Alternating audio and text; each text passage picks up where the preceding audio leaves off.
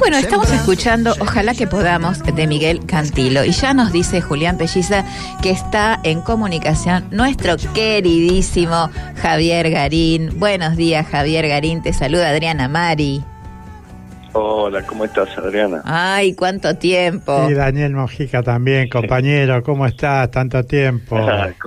¿Cómo va eso? ¿Cómo andan ustedes? Qué alegría, qué alegría, qué alegría que bueno, que estés con nosotros en este día tan especial. La verdad, un placer tenerte en el programa. Igualmente, el placer es mío también. Bueno, querido, acá le paso la pelota a don Mojica. Bueno, estábamos conversando un poco acerca de la violencia contra las mujeres y los dichos del presidente. Y los dichos del presidente que tienen que ver con esta situación que nos está atravesando y las particularidades que tiene el presidente con esa mirada tan sesgada que tiene acerca de la realidad. Contanos. Así que te dejamos libremente para que nos cuentes. Sabemos que has hecho 2 denuncias, te dejamos libremente. Te vamos a cortar cuando vengan los avisos. ¿Qué te parece? Perfecto. Dale. Mira, yo lo que creo que el presidente no es que tiene una mirada sesgada él tiene una agenda global extranjera que él las adoptó, que es la agenda de la ultraderecha norteamericana, que comenzó hace unos 10 años aproximadamente a desarrollarse en una usina ideológica en Norteamérica, en el Partido Republicano, en la derecha extrema de ese partido, y que tiene algunas figuras que el gran público conoce poco o no conoce, como por ejemplo Steve Bannon, que es el jefe de la Fundación Movimiento, que fue uno de los ideólogos de Donald Trump, y que es el hombre que desarrolla la teoría de que a imitación de antiguamente la izquierda, crear una internacional de ultraderecha. Entonces, esa internacional que está financiada por las petroleras y por los grupos de ultracapitalistas y ultratecnológicos, persigue una serie de objetivos que son unificar a todos aquellos que se ven, digamos, de alguna manera molestos o perjudicados por una serie de premisas que se estaban desarrollando a nivel mundial a través del multilateralismo, a través de la ONU, a través del panel intergubernamental contra el cambio climático. Es decir, hay un interés evidente de mucho dinero, que es lograr la perpetuación de la explotación del petróleo, y bueno, para eso hay que tirar abajo el acuerdo de París, hay que negar el cambio climático. Eso es lo que financian las petroleras. Eso es solo una parte de esto. Después está también toda la agenda conservadora en materia de cuestiones sociales, sexuales, educativas, que básicamente quiere frenar el avance del feminismo, el avance de la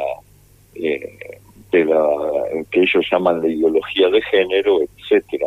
Entonces, eso claramente forma parte todo de una agenda, no es el pensamiento sesgado de Milei, es el pensamiento sesgado de Steve Bannon y de todos los que responden a esta visión, que además tiene un propósito geopolítico. Uno de esos propósitos es reposicionar a Estados Unidos en el enfrentamiento con China, porque ellos sostienen que las tesituras de los gobiernos demócratas o incluso de los mismos republicanos anteriores eran débiles, eran vacilantes frente a China, y que ellos tienen que salir agresivamente a enfrentar a China y a disputar la hegemonía que China puso en cuestión. Entonces eso por un lado. Por otro lado, destruir la Unión Europea. Una de las cosas que perjudicaban a Estados Unidos según esta visión era que Europa también le disputaba algunos de sus espacios, y entonces hay que disolverla. Entonces se promueven los nacionalismos en Europa que son anti-europeos.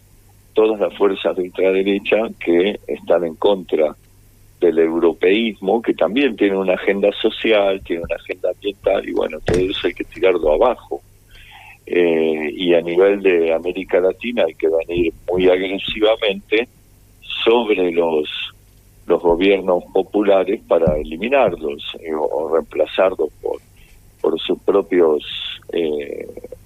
candidatos, y ese experimento se vio por primera vez con Bolsonaro, apoyado también por ciertos grupos del evangelismo que están encolumnados políticamente con Donald Trump. Y entonces, bueno, lograron este payaso en Argentina, que es Milei, para hacer lo mismo que hizo Bolsonaro en Brasil, con una diferencia. En Brasil, Bolsonaro respondía a ciertos sectores de cierto corte nacionalista que estaban vinculados al ejército brasilero. En cambio, Milei directamente es un cipayo, es todo es la entrega total de los recursos a las grandes empresas, las grandes multinacionales. Entonces, él no tiene una agenda determinada, él compró la agenda entera que le venden estos sectores, que son los que dicen lo que hay que hacer.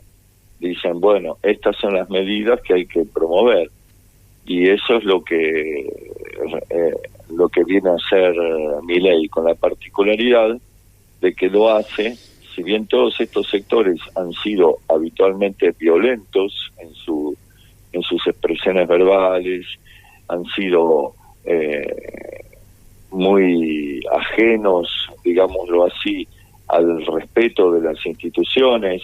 Vimos que Trump en Estados Unidos intentó dar un golpe de Estado cuando perdió las elecciones, lo mismo hizo Bolsonaro.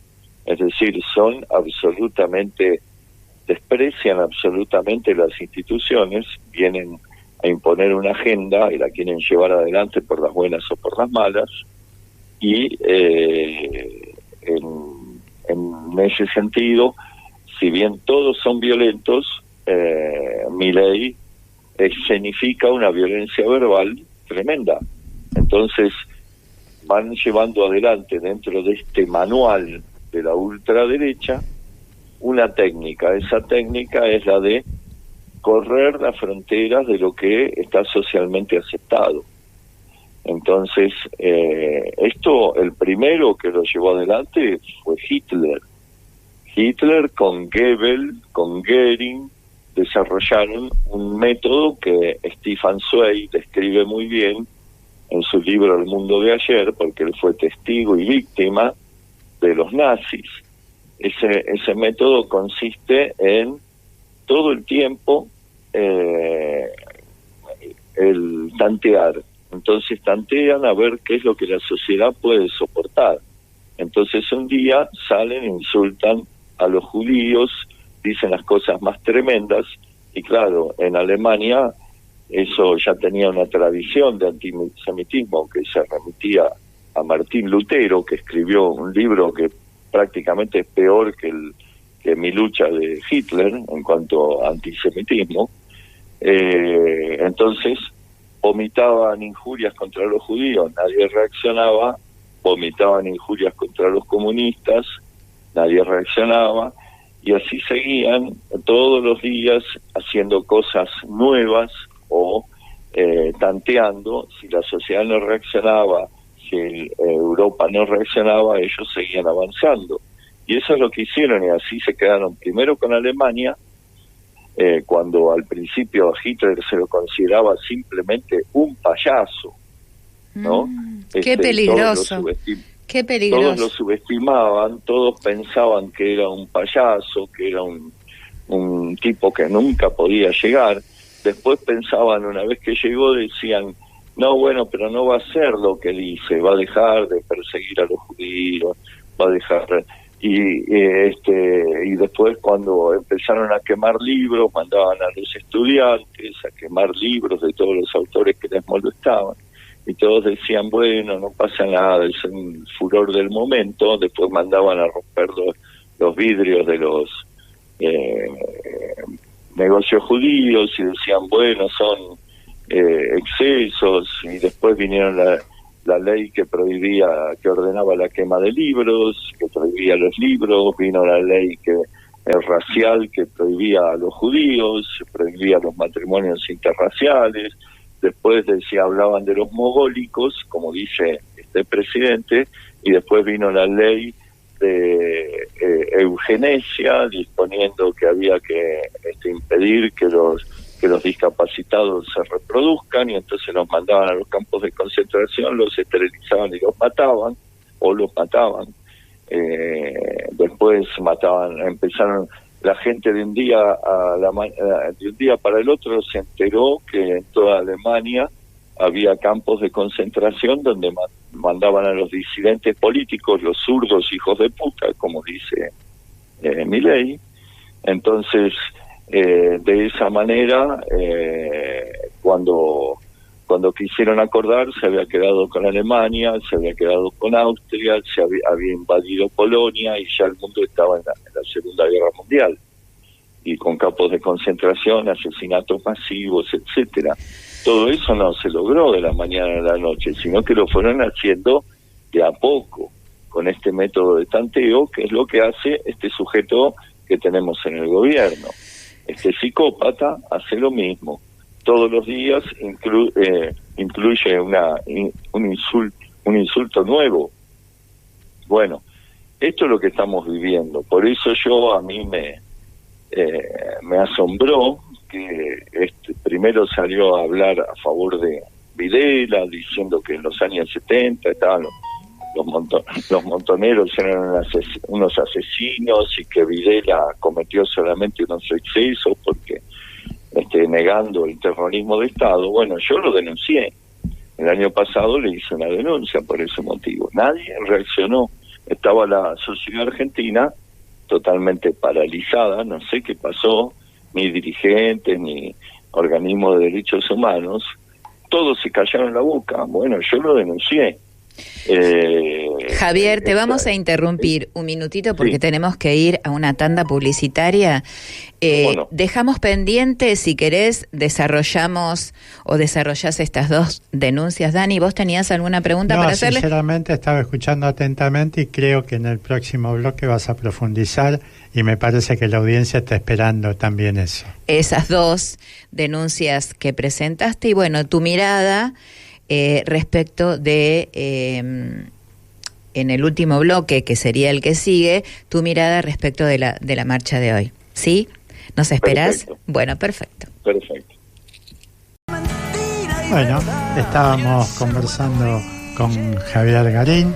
Luego de esa descripción que hiciste tan gráfica, ¿te parece que estamos en un escenario similar al de aquella Alemania con este presidente que tenemos, Javier? Mira, algunos dicen no, y él se enoja si le dicen nazi, y hace denuncias por injurias contra los que le dicen nazi, pero sin duda es un nazi.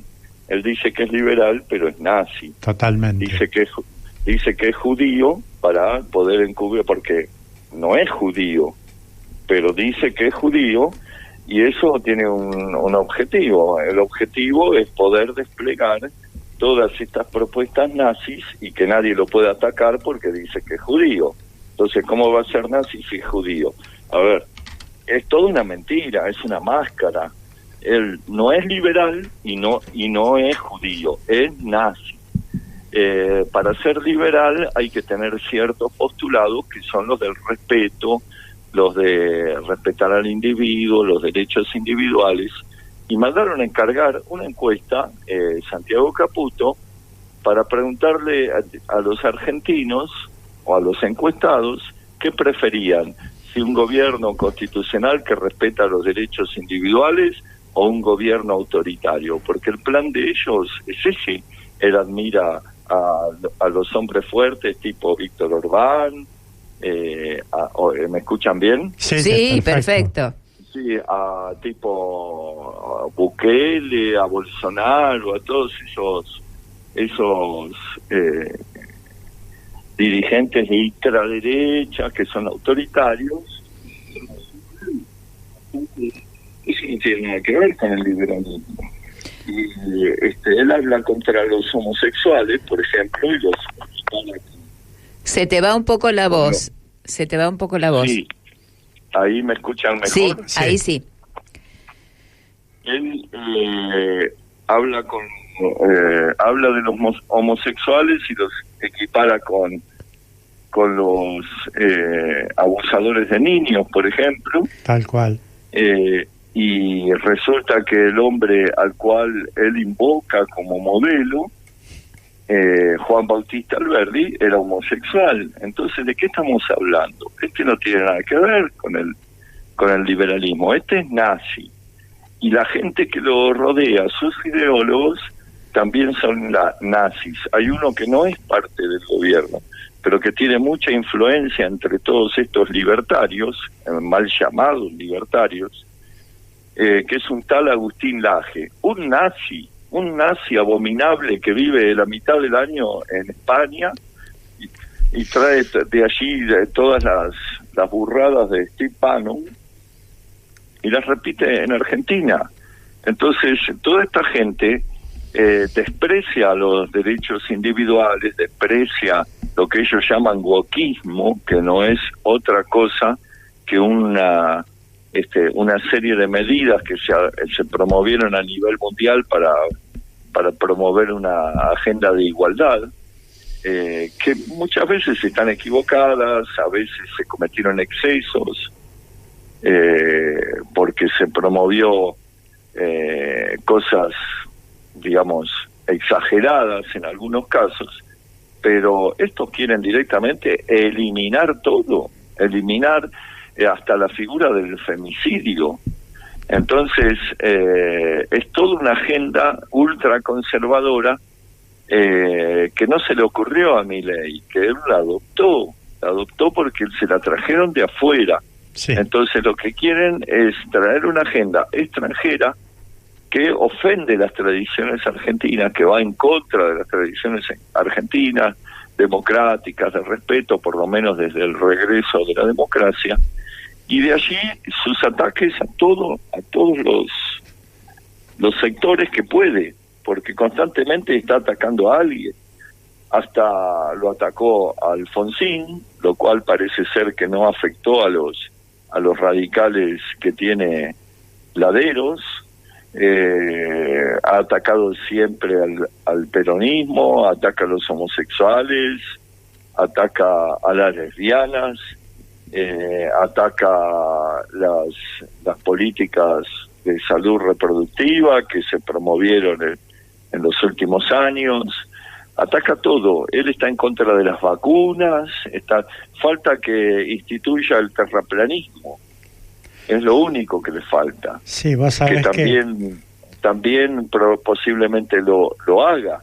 Él dice querer ser judío adhiriendo a una secta ultraortodoxa judía, que es digamos, dentro del judaísmo hay muchas ramas, y él quiere adherir a una secta ultraortodoxa que promueve una mentalidad como es medieval, absolutamente cavernícola, que siguen diciendo que niegan la teoría de la relatividad, de